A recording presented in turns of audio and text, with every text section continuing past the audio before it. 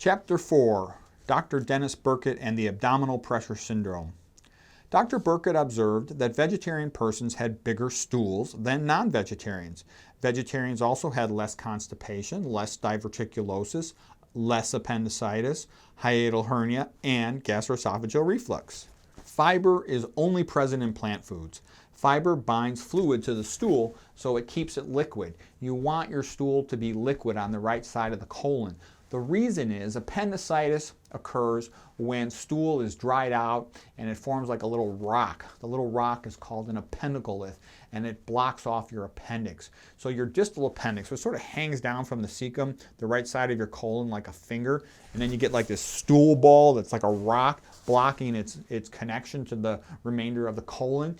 And then there's glands in the distal part of that appendix which continue to secrete fluids. Now when their outflow is blocked by that appendicolith, the appendix swells up until it goes pop, okay, and then you spill stool all over your belly. That's what appendicitis is.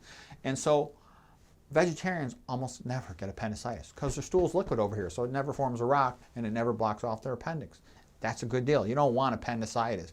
Even if the surgeon goes in there and operates, and they're actually really good at operating, you still are at risk to get scars in your belly called adhesions and have chronic bowel obstructions or diarrhea the rest of your life, okay? So it's much better to prevent appendicitis than to get it treated, all right? Okay, what else? Well, what happens when your stool's dried out? You're a big meat eater, there's almost zero fiber in the meat, so your stool's dried out even on the right side of the colon. It's super dried out by the time it goes across transverse colon, down the left colon, then the sigmoid colon, down into your rectum. So when you're popping out the poop, it's coming out as like little hard goat pellets, and a lot of times it doesn't come out that easy and they're straining at the stool. You're going, the back pressure. Okay, well the back pressure of straining at the stool is then transmitted to your sigmoid colon. That's the part of your colon in the lower pelvis, and it causes little bulges, little outpouchings called diverticulosis. And those diverticulosis things over time will sometimes pop, and you will get what is called diverticulitis. The itis, I-T-I-S, in medicine means inflammation. So you get inflammation of the fat in your pelvis. It's called mesenteric fat, so it's a inflammation of the mesentery. Very, very painful. And sometimes diverticulitis has to be treated with surgery. They surgically remove the entire sigmoid colon. It's a pretty big surgery, you know. Sometimes it needs to be done, but it's much better to prevent it. Straining at the stool, okay?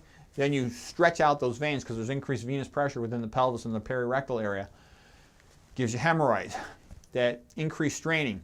Your inguinal canals, which connect to the scrotum of a man, are right next to your rectum, pretty close to your rectum, okay? It's called your perineum, the bottom of your pelvis there.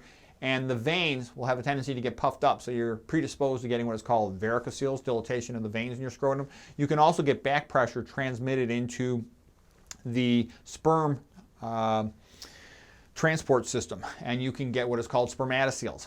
All that stuff just from being constipated, okay? And in addition, straining at the stool, Valsalva maneuver, when you tighten up your abdominal muscles to pop one out.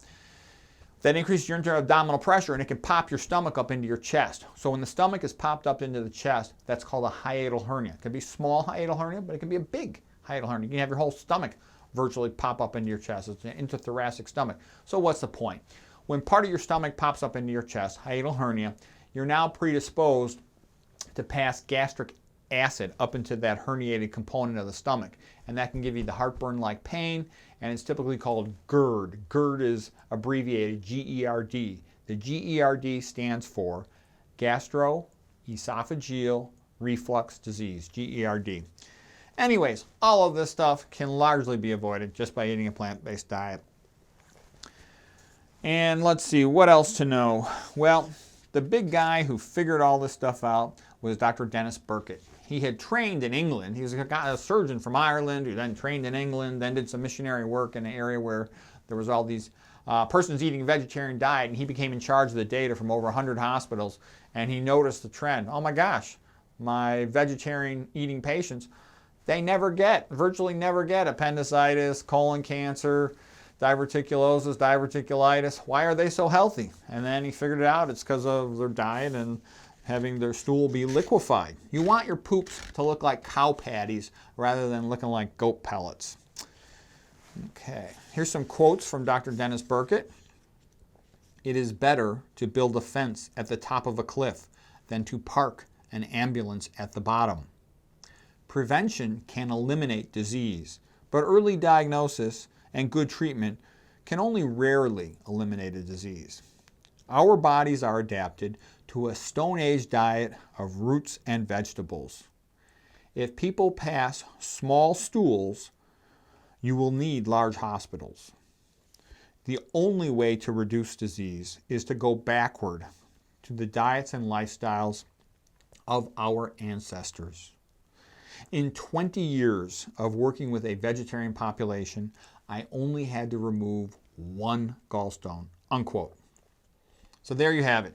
This guy was supervising the data for over 100 hospitals, and it's really close to 150 at one time. And basically, the common diseases that we see all day long, every day in a country that eats a meat diet, they virtually never occur in vegetarian patients.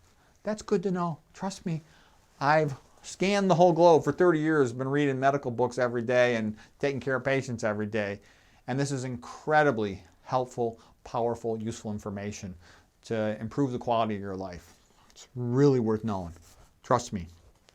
I will tell you that I was amazed to discover this. It just turned out to be this way. I didn't learn this until I got fat in my 30s. Then I started reading everything all over the place, and I found all this information out.